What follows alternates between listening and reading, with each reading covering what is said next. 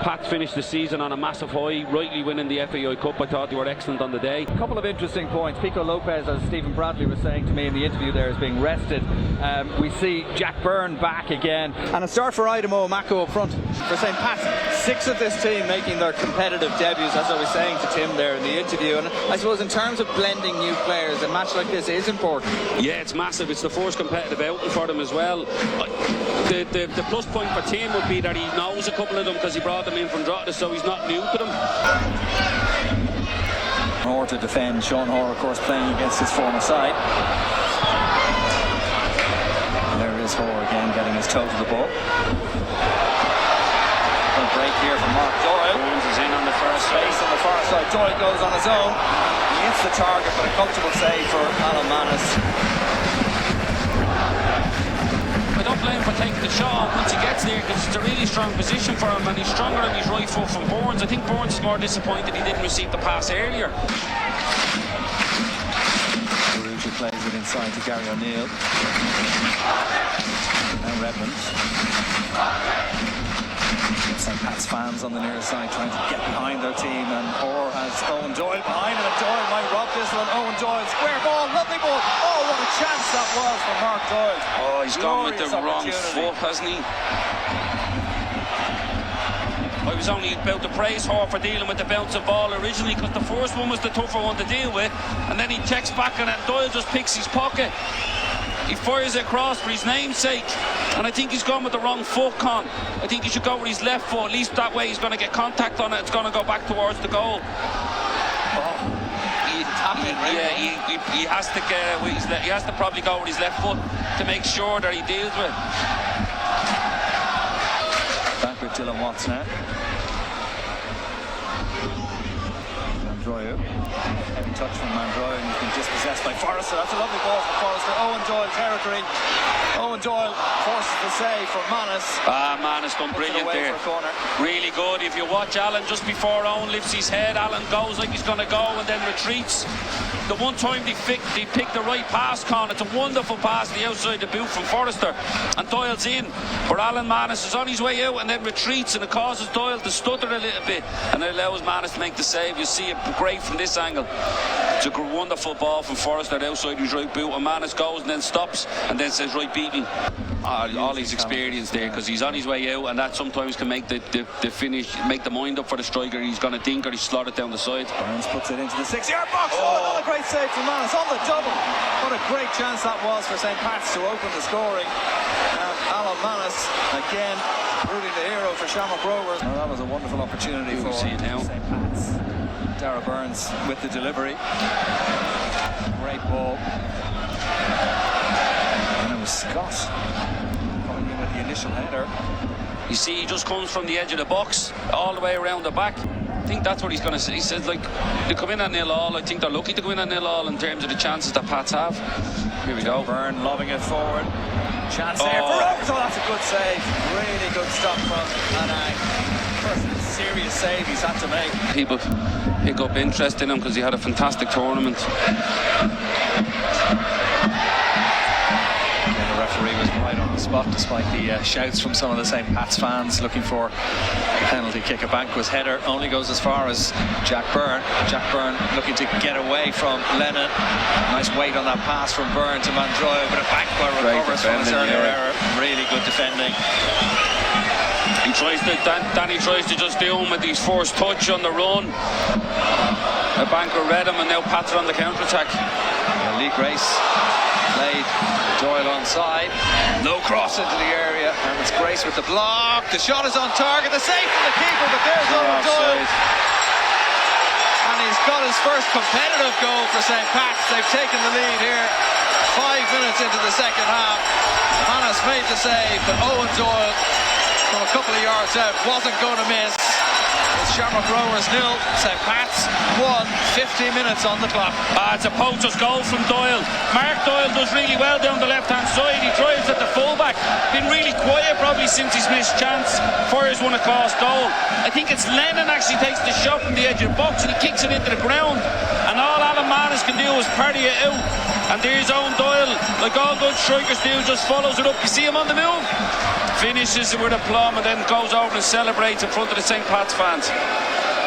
And like every striker who scores from 2 yards out, he has a little look at the linesman to make sure that he was onside. Here we go again for St. Pat's. It's Doyle again into the area. The shot is deflected and Manus makes the one-handed save. That little deflection almost caught Manus out. Box, you can let it run across his body or take a touch and open up and bend it with his right foot, but he just swings on it with his left. And there's the reaction from the goal.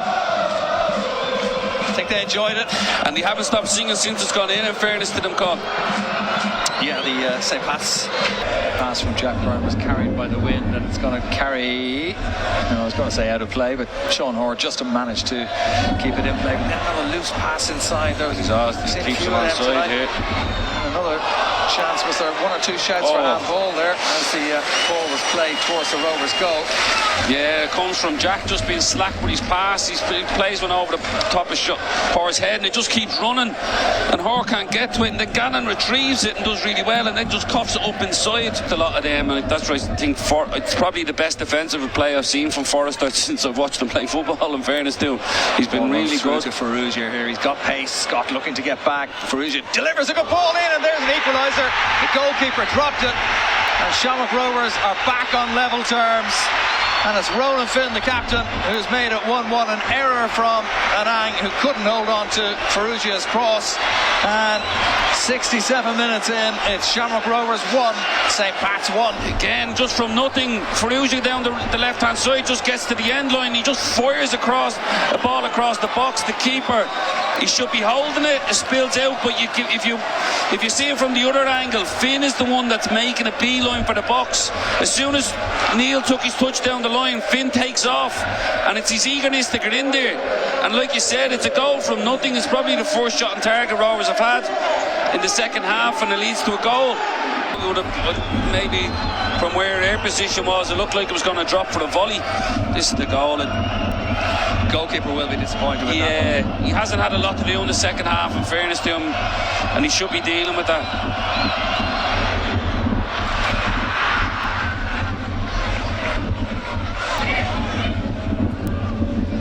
Always interesting at this point in the season to see new players coming into the league and to see what they look like, and a couple of very impressive looking ones for Pats tonight.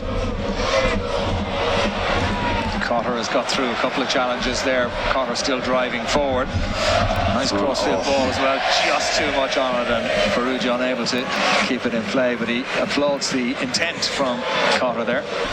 He done well in the end to defend it.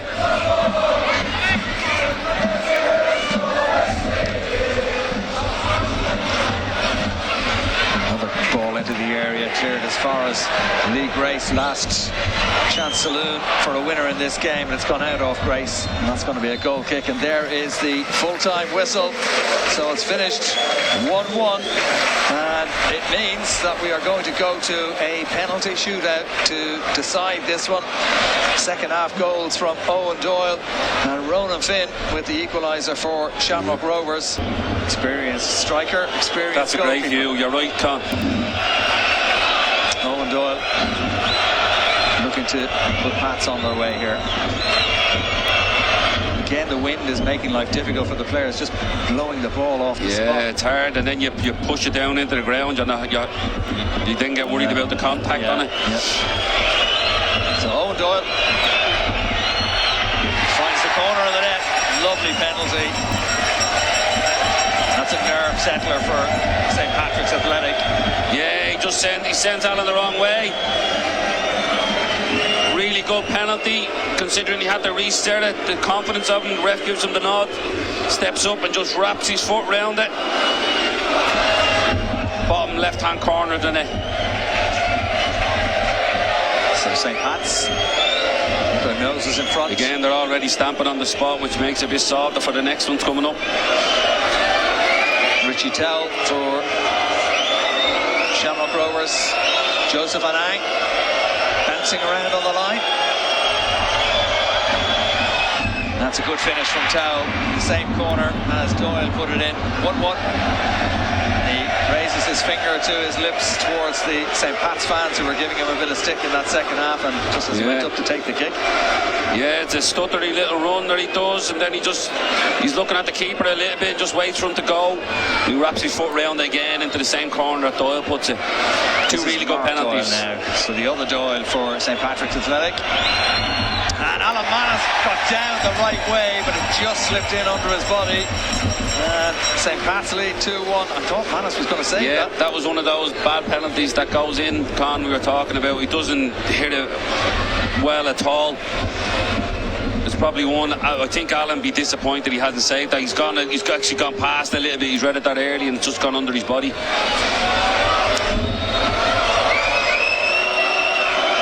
Pat's 2-1 up. It's 2-2. Lovely, gentle finish into the net. Yeah, he just waits for him to go, doesn't he? You can see him, yeah. He's so confident with his penalty kicks, Graham. He's looking at the keeper on his run up here, and he's just waiting and waiting and waiting. You see, and then he just has a little look at the last minute and wraps his foot round it and delays it. Forrester missed in the cup final, didn't he? Chris Forrester, he did. And he's missed again. Alan Manus makes the save.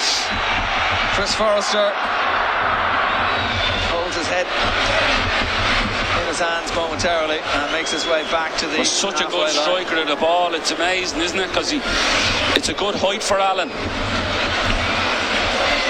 And when you guess the right, it's not in the corner. It's a good height for Alan. And it doesn't go underneath this time. Sean Hoare straight down the middle, and Shamrock Rovers lead by 3-2. Remember Sean Hoare scoring for Dundalk in a European penalty shootout in Riga, I think it was. I think they realised the keeper's going, just taking a guess on which side, and he seems to have gone to the left on every penalty. Pressure on this one now for Tunde Owolabi. That's a good finish. Very good penalty.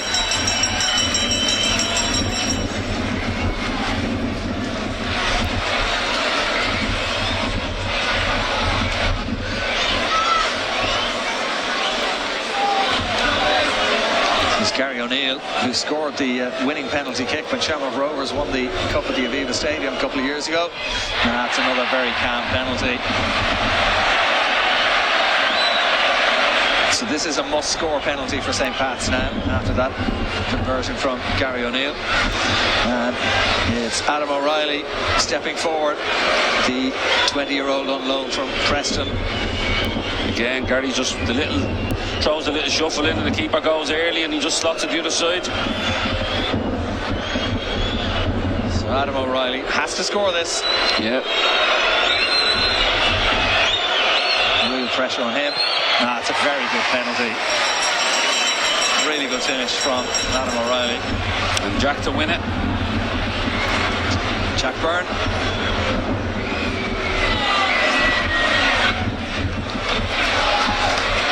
If he scores this one, Shamrock Rovers have won the President's Cup. Goalkeeper taking his time to take his place on the line. Joseph Anang.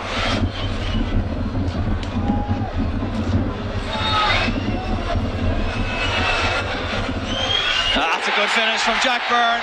Shamrock Rovers have won this one 5-4 in a penalty shootout. For the first time in the club's history, they've won the President's Cup after a keenly contested game. A very good penalty shootout from Shamrock Rovers, scoring all 5 goals. Yeah, like you said, you had a bit more composure in the penalty shootout, and it comes down to the goalkeepers at the end of the day. Again, Alan makes one save, the keeper makes a mistake in the goal, and for the goal for St. Pat's, and then ultimately Shamrock Rovers win the President's Cup.